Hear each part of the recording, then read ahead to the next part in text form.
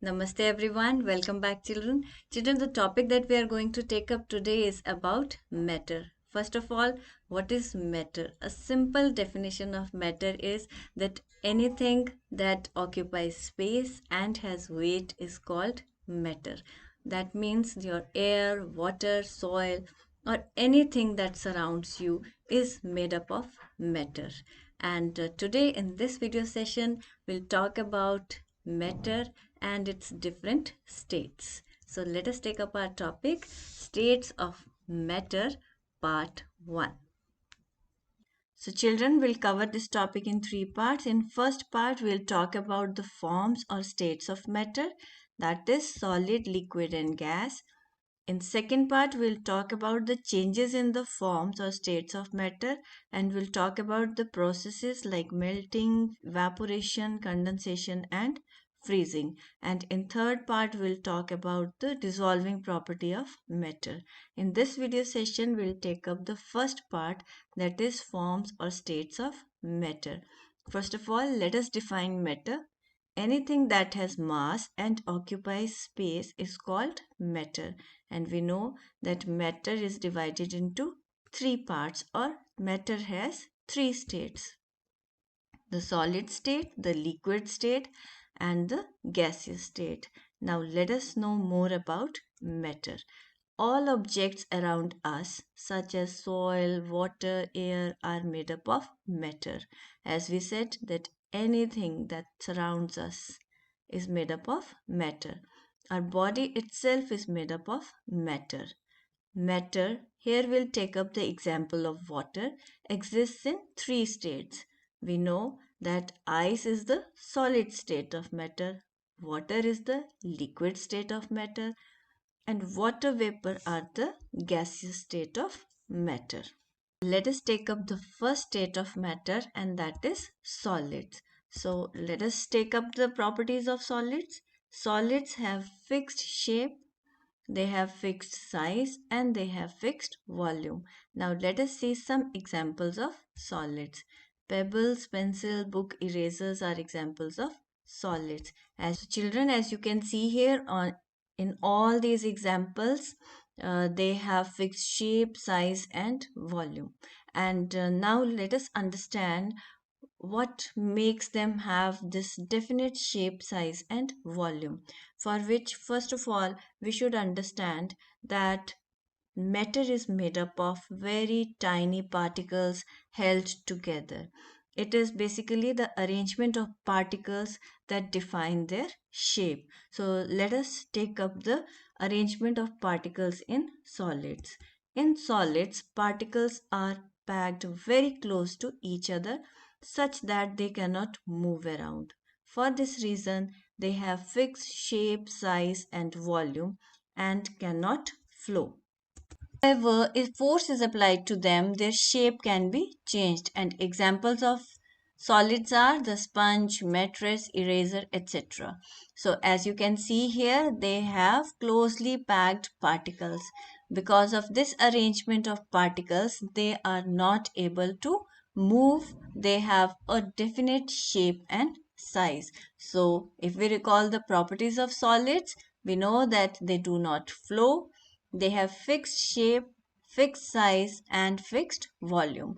Now let us understand about solids with a demonstration on solids, and here we'll take the help of ice because we know that ice is a solid form of water. As you can see here, I have some ice cubes in this bowl. So as you can see, we particles of solids are closely packed. So they have fixed shape and size. Even if I pick up few ice cubes in my hand, they will not change their shape.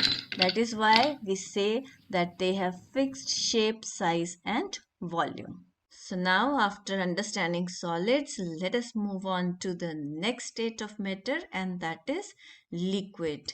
And properties of liquids are that they have fixed volume, they do not have fixed shape, they take the shape of the container in which they are kept. That means they take up the whole space of the container. and they can flow, that is, they can be poured into containers or they can be poured from one container to another. And examples of liquids are milk, water, honey, juices, etc. As you can see that they can flow, they can be poured from one container to another. And now we know that states of matter depend upon the arrangement of particles in them. So let us understand what kind of arrangement of particles is there in liquids that makes them flow and that makes them different from solids. In liquids, the particles are loosely packed as compared to solids. As a result, they do not retain any shape of their own but spread into the container.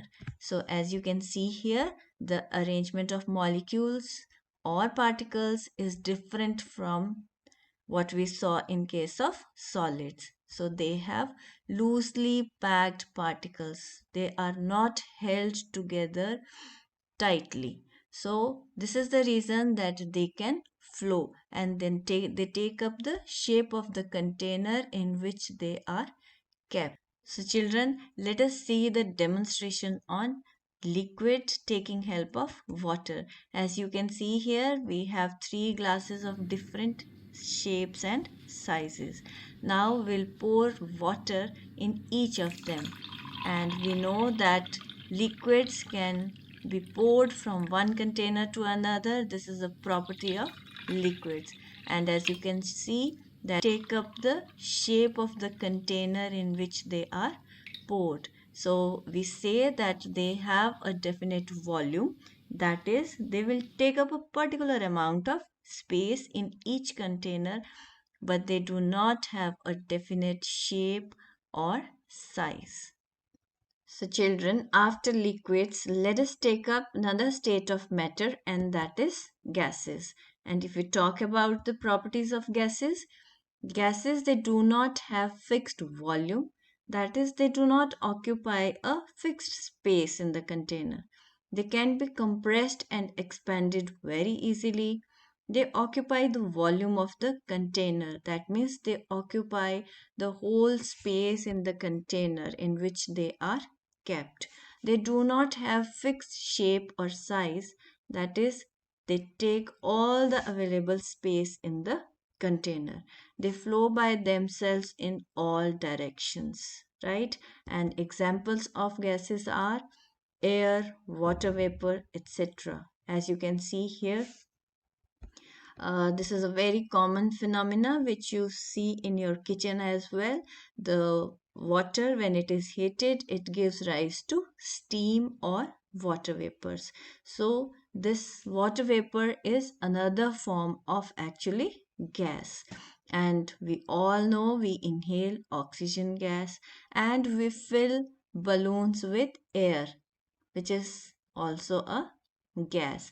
Now let us move on to understand the arrangement of particles in case of gases. In gases, particles are very loosely packed as compared to solids and liquids. So you can see here, as compared to solids and liquids, the particles or the molecules are very far from each other. So they have very loose arrangement of particles. As a result, particles can move freely in all directions.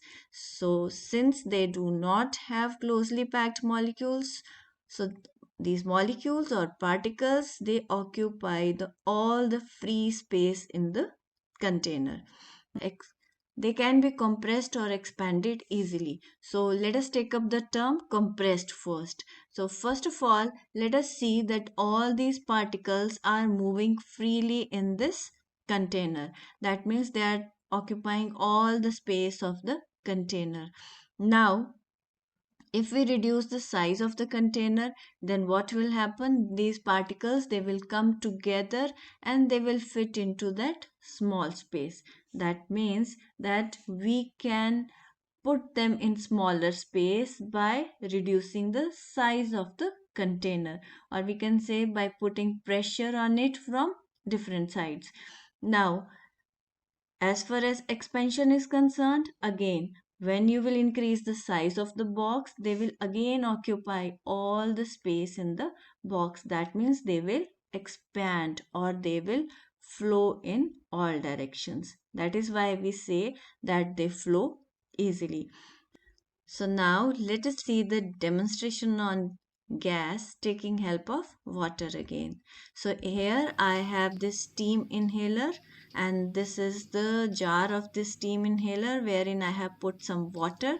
Now I am going to fix this jar in the inhaler, and now to get steam I'll switch it on. Once I'll switch it on, the water will heat up. And once the water will heat up, all of us know that water gives rise to steam or water vapors on heating. So here we have the steam, that is the gas form of matter or gas form of water. So we can say that water vapors or the gas form of water, they move freely, they do not have a definite shape, and they do not occupy a definite space. So children, that was about solids, liquids and gases, and through this diagram, let us give a quick look to the different characteristics or features of solids, liquids and gases. So first of all, solids, they have fixed shape, they have fixed volume, their particles are closely packed and they cannot flow. As you can see here, that particles are closely packed which cannot flow, and they have a fixed shape and volume. If we talk about liquids, they do not have a fixed shape but they have fixed volume. Their particles are loosely packed and they can flow from higher level to lower level, and they can be poured from one container to another. As you can see here, the particles are loosely packed, which makes them flow or occupy the particular space in the container. That is, they take the shape of the container and they do not have a fixed shape. Now let us come to the gases, that again they do not have any fixed shape, they do not have fixed volume. Particles are very loosely packed and they can flow in all directions. So here, as you can see the arrangement of particles, that they can flow in all directions. They are very loosely packed, so they do not have a particular shape or volume. If you increase or decrease the size of the container, then they will occupy all the space in the container. So children, with this, let us move on to the keywords. So first is solids. Things which have a definite shape, size and volume are called solids. Liquids. Things which do not have a definite shape and size but have a definite volume are called liquids. Gases. Things which do not have a definite shape, size or volume are called gases. Now let us move on to the recapitulation section to see what all we have understood. State whether the following statements are true or false. Solids can flow. That is false because we know that solids have definite shape and size. Gases have particles that can flow in all directions. Yes, gases have particles which can freely move around. Water can exist as solid, liquid or gas. That is also true because we know that ice, water and gas are three states of water, and liquids take the shape of their container. That is again true. Now let us take up the think and answer section.